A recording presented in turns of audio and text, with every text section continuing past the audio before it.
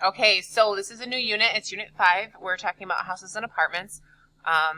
We're buying a house, and we're talking about down payment, which is very similar to our car down payments. So you'll be able to calculate loan amount using down payments, find down payment using percentage, and calculate down payments.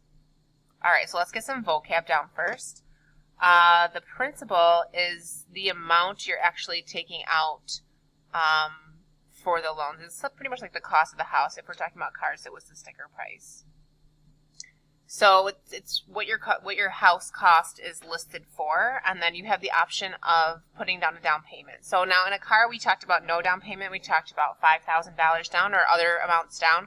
Cost of a house, you definitely want to put a down payment down because the amount of a house is very, very extreme. It can be very extreme. So the more money you put down, the better it is for you.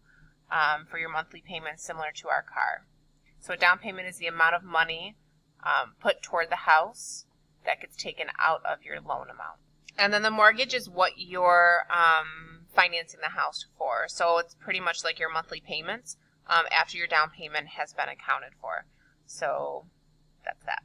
Okay, take a minute and jot those vocab terms down, and we will go on to the next part. All right, so some questions to think about. After making a down payment, what happens to the amount of money you owe? Well, obviously the amount of money you owe is going to decrease because you own part of the house. It's less of a loan that you're going to have to take out. So the amount of money you owe would lessen. Some advantages of making a large down payment. One of the biggest advantages of making a large down payment is that your monthly payment will be cheaper because you'll have less to take out from the bank, like less of a loan. Also, you own a portion of that house. So say you have a $100,000 house and you make a $20,000 down payment. You own $20,000 of that house. Yes, the bank owns the remaining $80,000, but you are working every month to pay that off, so eventually you will own 100% of that house. Also, some advantages of making a big down payment is that just like in a car, the interest will go down. Not the rate. The rate will stay the same, but your amount of interest will decrease because it's less of a loan that you'll have to take out. One of the biggest disadvantages of making a large down payment is that it's going to take time to save up. I mean, you can't just stumble upon $20,000 unless you inherit it and you're of age to cash in your inheritance. But you definitely have to plan and save that money, and it could take a little while. But honestly, if you can mooch off your parents for a while and just scurry that money away, that's probably your best bet. Okay, so when you apply for a loan and you don't have 20% for a down payment, there's something that is required to buy in addition to the interest. It's called a private mortgage insurance. It's called PMI. It's attached to your monthly payment. It's pretty much for the bank because if you come with 20% down on your house, the bank knows that you definitely know how to work your money. If you don't come with 20% down, and you may have like 10% down, or you may not have anything to put down on your house, the bank sees you as a liability. So they make you pay this extra fee for insurance just in case, God forbid, something happens and you can't pay that money back because of an investment into a home. For a bank to be able to give you that loan, it's a lot of money for them. So they need to be able to trust that you're going to pay them back. So this private mortgage insurance, this PMI, is a type of insurance that a borrower might be required to buy as a condition of a conventional mortgage. Most lenders require PMI when a home buyer makes a down payment of less than 20%. So it's just this extra money getting paid monthly. It can be a large amount of money. So for me, when I did it, because I was not close to 20% for our down payment, we had to pay around $83 a month extra to this insurance, which was going to absolutely nothing. It was going to the bank because they didn't trust us. Once you hit 20%, most loans will drop that PMI, so you don't have that extra money to pay. All right, let's do some math. This math's very easy.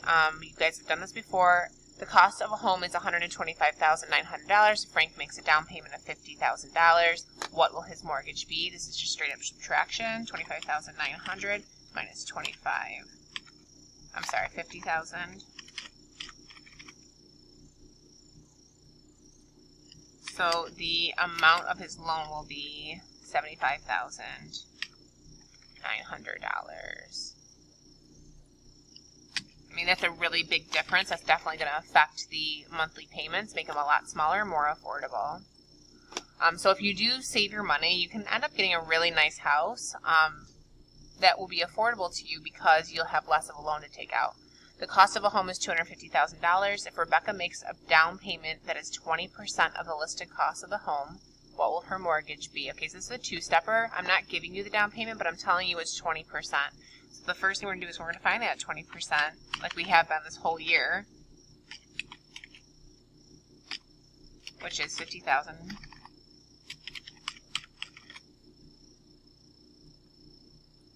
So that's not the cost of the loan, that's your down payment. So once you find your down payment, we're going to take it a step further and find how much the loan will be, which is that is then deducted from $250,000.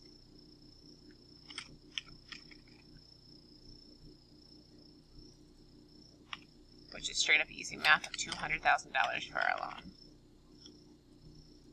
Still a substantial amount, but that $50,000 definitely will help. And when we do calculations coming up, you'll see why. All right, the cost of a home is $159,900. Jillian makes a down payment that's 30%. It's the same as question 2. What will her mortgage be? So take that 30% of $159,000. We got to find that down payment first.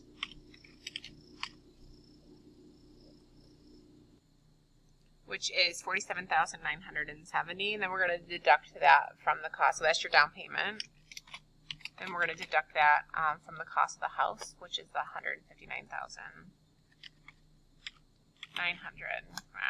Type.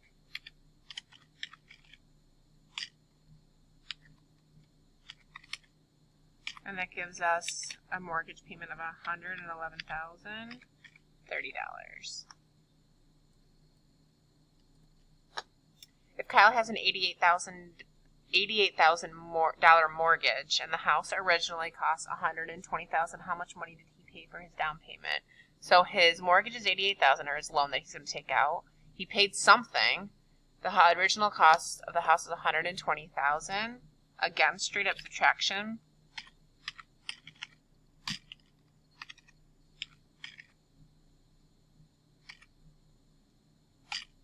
Which means the down payment must have been $32,000. Okay, that's it. Make sure you do the homework.